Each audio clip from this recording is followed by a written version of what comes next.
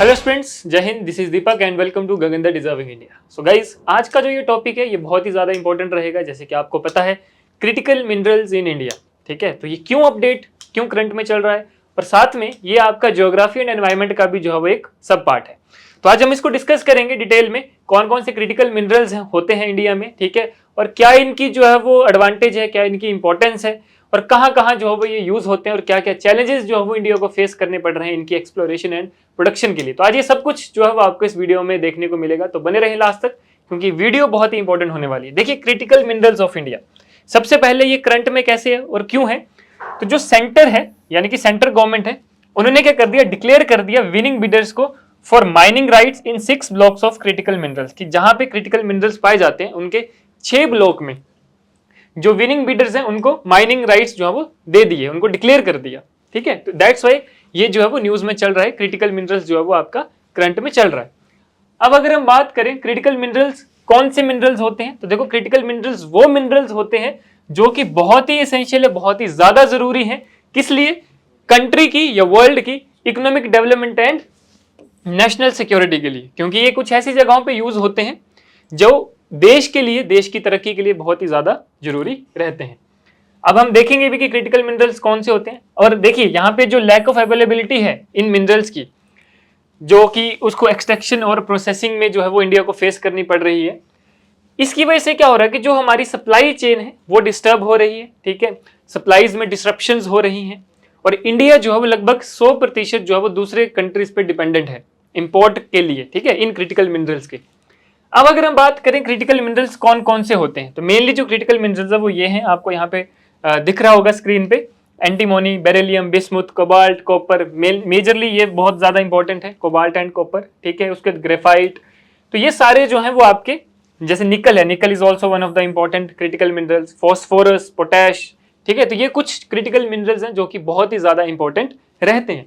अब अगर हम बात करें इनकी कि क्या इंपॉर्टेंस है, कहाँ कहाँ जो है वो ये जरूरी होते हैं, तो सिग्निफिकेंस की अगर हम बात करें, इंपॉर्टेंस की अगर हम बात करें, तो सबसे पहले जरूरी है ये इकोनॉमिक ग्रोथ के लिए। क्यों जरूरी है कि कुछ क्रिटिकल मिनरल जैसे कि कोबाल्ट है, निकल है, लिथियम है, ये जो क्रिटिकल मिनरल है ये कहाँ पे यूज होते हैं, ये इंपॉर्टेंट होते हैं टेली कम्युनिकेशन इंडस्ट्री के लिए।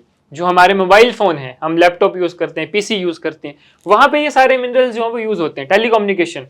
ठीक है, जो ये इंडस्ट्री है यहाँ पे इसका बहुत ही ज्यादा जरूरी और इंपॉर्टेंस जो है वो रहती है। उसके बाद manufacturing of electric vehicle batteries, आजकल आपको पता है ईवीज का जमाना चल रहा है, तो ईवीज का जैसे ही ईवीज आई हमारी देश में या फिर हमारे वर्ल्ड में, तब से जो है वो इसकी डिमांड डबल हो चुकी है।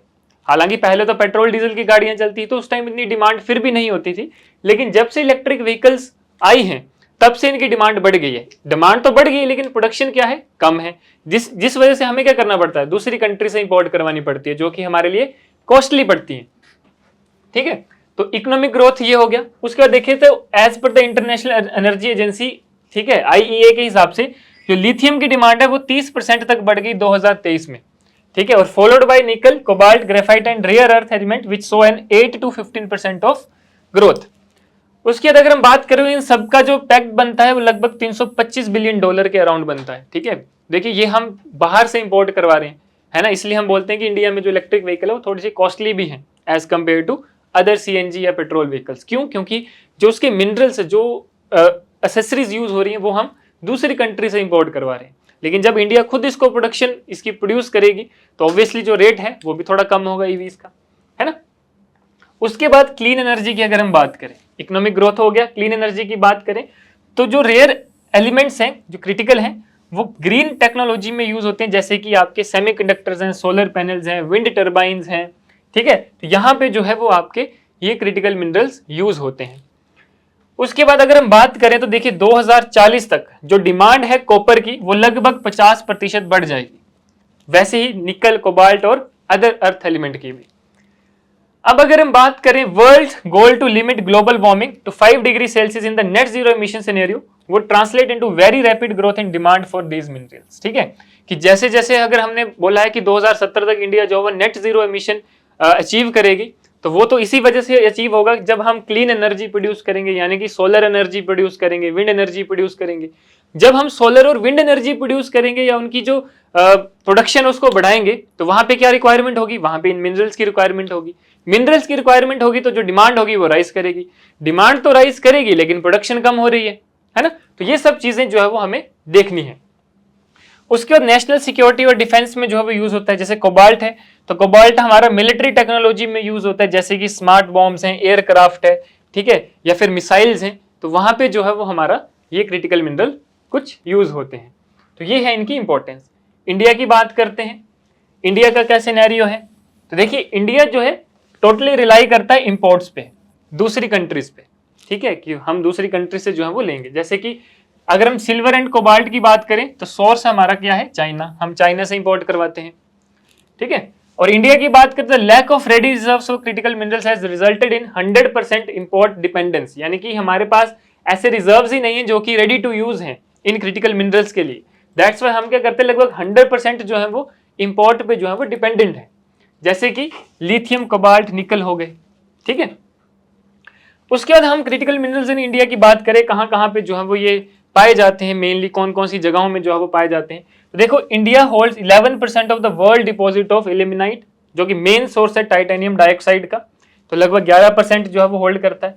Discovery of lithium reserve in Jammu and Kashmir, अभी हाल ही में last year Jammu and Kashmir में लिथियम का रिजर्व मिला था। These reserve packed at 5.9 million ton की, ऐसा कहा जा रहा है कि लगभग 6 मिलियन टन का वहां पे जो है वो लिथियम अवेलेबल है। उसके बाद उड़ीसा ब्लॉक की बात करें तो यहाँ पे निकल आपको देखने को मिलेगा, ठीक है, या फिर निकल और जो होता है वो आपको यहाँ पे देखने को मिलेगा। उसके बाद ग्रेफाइट के रिजर्व्स हैं, जैसे कि मध्य प्रदेश में, झारखंड में, उड़ीसा में, यहाँ पे जो है वो आपको ग्रेफाइट के रिजर्व्स और सोर्सेज मिलेंगे। उसके बाद कुछ और है, जैसे phosphorus and rear earth element है, ठीक है, कर्नाटका में आपको फॉस्फेट एंड निकल है, राजस्थान में पोटैश एंड हेलाइट है। तो इन वेरियस मेजर प्लेसेस में जो है वो कुछ क्रिटिकल मिनरल्स आपको देखने को मिलते हैं। उसके टंगस्टन है, टंगस्टन का रिजर्व आपके तमिलनाडु के मदुरई डिस्ट्रिक्ट में है। अब देखो ये जो चीजें मैं आपके लिए, ये एक्स्ट्रा चीजें मैं आपको बता रहा हूँ, ये रिलेटेड तो इससे है, ठीक है, लेकिन कई बार ये सेपरेट आपके एग्जाम में आ जाता है। वहां पे पूछा होगा कि ये मिनरल है, बताओ कौन सा इसका जो है वो सोर्स है, कौन सी स्टेट में या कौन सी जगह में जो है वो एक्चुअली ये पाया जाता है। तो ये ऐसे क्वेश्चन बहुत ज्यादा जो है वो एग्जाम में आए हुए हैं पहले भी, और आने की पॉसिबिलिटी भी बहुत ज्यादा है, तो ये आपको पता होने चाहिए। और देखो मेनली आपके एग्जाम में वहीं से ही आता है जो कि करंट में चल रहा है, ठीक है। तो अभी क्रिटिकल मिनरल्स करंट में चल रहे हैं, तो आपको क्रिटिकल मिनरल्स के रिजर्व्स और सोर्सेज आपको पता होने चाहिए कि कौन सी जगह में कौन सा क्रिटिकल मिनरल जो है वो पाया जाता है। उसके बाद अगर हम बात करें कोबाल्ट एंड मैग्नीज की, तो ये कर्नाटका के शिमोगा डिस्ट्रिक्ट में पाया जाता है। क्रोमियम एंड निकल की बात करें तो ये महाराष्ट्र के सिंधुदुर्ग एरिया में जो है वो पाया जाता है। आगे अगर हम चले कि चैलेंजेस क्या क्या हैं, इंडिया को क्या क्या चैलेंजेस फेस करने पड़ रहे हैं, अगर हम ये बात करते हैं कि हमारे पास रिजर्व्स हैं, तो फिर कौन कौन से चैलेंजेस हैं जिसकी वजह से हम उतनी प्रोडक्शन जो है वो प्रोड्यूस नहीं कर पाते। तो वो क्या है, सबसे पहले तो लिमिटेड डोमेस्टिक रिजर्व है क्रिटिकल मिनरल्स का, जैसे कि lithium, cobalt, other rare earth element, ठीक है। दूसरा है कि माइनर्स का इंटरेस्ट जो है वो कम है इन जगहों पे, क्यों है, क्योंकि लैक ऑफ एडवोकेट डाटा, हमारे पास एडवोकेट डाटा ही नहीं है, ठीक है, जो कि जहां पे मतलब माइनिंग होती है उस एक पर्टिकुलर प्लेस का। उसके बाद टेक्नोलॉजी जो है वो सबसे बड़ा रोल प्ले करती है, क्योंकि टेक्नोलॉजी जो है वो हमारे पास उतनी नहीं है कि हम क्रिटिकल मिनरल्स को प्रॉपर्ली हम देख सके और उसको जो है वो माइन कर सके, तो टेक्नोलॉजी का चैलेंज है। उसके बाद लिथियम ब्लॉक जो J&K में है उसमें क्ले के भी डिपॉजिट्स हैं, तो हमारे पास कुछ ऐसी टेक्नोलॉजी नहीं है कि उसको हम एक्सट्रैक्ट करें क्ले के अलावा, क्ले को छोड़ के सिर्फ जो हमें रिक्वायर्ड है वही चीज जो वो एक्सट्रैक्ट करें, और ऐसा कोई मतलब अभी ग्लोबली कोई टेस्ट हुआ नहीं है। तो ये सारे चैलेंजेस जो हैं वो इंडिया को फेस करने पड़ रहे हैं for critical mineral exploration and production. उसके बाद अगर हम बात करें कि इनिशिएटिव्स अगर कोई इंडिया ने लिया है, कोई वर्ल्ड ने जो है वो इनिशिएटिव लिया है with respect to critical minerals, तो वो क्या क्या है। सबसे पहला India Australia critical minerals investment partnership, ठीक है, इसके बारे में भी अलग से एक वीडियो लाएंगे क्योंकि थोड़ा सा लंबा टॉपिक है। इंडिया ऑस्ट्रेलिया क्रिटिकल मिनरल्स, ठीक है, वहां पे एक पार्टनरशिप की है इंडिया और ऑस्ट्रेलिया ने रिगार्डिंग क्रिटिकल मिनरल्स। उसके बाद India has joined mineral security partnership that aims to catalyse public and private investment in critical mineral supply chain. उसके बाद अगर हम बात करें खनिज विदेश इंडिया लिमिटेड यानी कि कबिल जो एक कंपनी है, mandated to identify and acquire oversea mineral asset of critical and strategic nature like lithium, cobalt, ठीक। इसी तरह से और भी जो है कुछ इनिशिएटिव्स इंडिया ने लिए हैं, जैसे कि mines and minerals development and regulation amendment act 2023, उसके बाद मिनरल सिक्योरिटी पार्टनरशिप यानी कि MSP।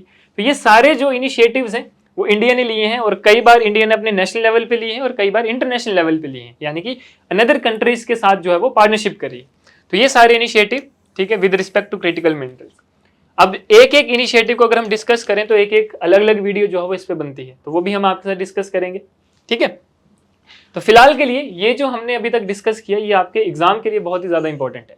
मैंने आपको डिटेल में बताया क्रिटिकल मिनरल्स के बारे में, सबसे पहले आपको कि क्यों ये न्यूज में है, कौन कौन से क्रिटिकल मिनरल्स होते हैं, इंडिया में कहाँ कहाँ मेनली पाए जाते हैं, और कौन कौन से जो है क्रिटिकल मिनरल्स कहाँ पे जो है वो देखने को मिलते हैं, क्या क्या चैलेंजेस फेस करने पड़ते हैं, और क्या क्या इनकी यूजेस हैं, यानी कि सिग्निफिकेंस है, कहाँ कहाँ कौन सा मिनरल यूज होता है। तो आज हमने ये सब कुछ डिस्कस किया जो कि आपके प्री और मेंस के लिए बहुत ही ज्यादा इंपॉर्टेंट है, ठीक है। तो इसी तरह के और कुछ इन्फॉर्मेटिव वीडियोस के लिए जो है वो आप हमारे साथ बने रहें, आपको जल्द ही और कुछ चीजें भी जो है वो देखने को मिलेंगी जो कि आपके एग्जाम के लिए बहुत ही ज्यादा इंपॉर्टेंट रहेगी।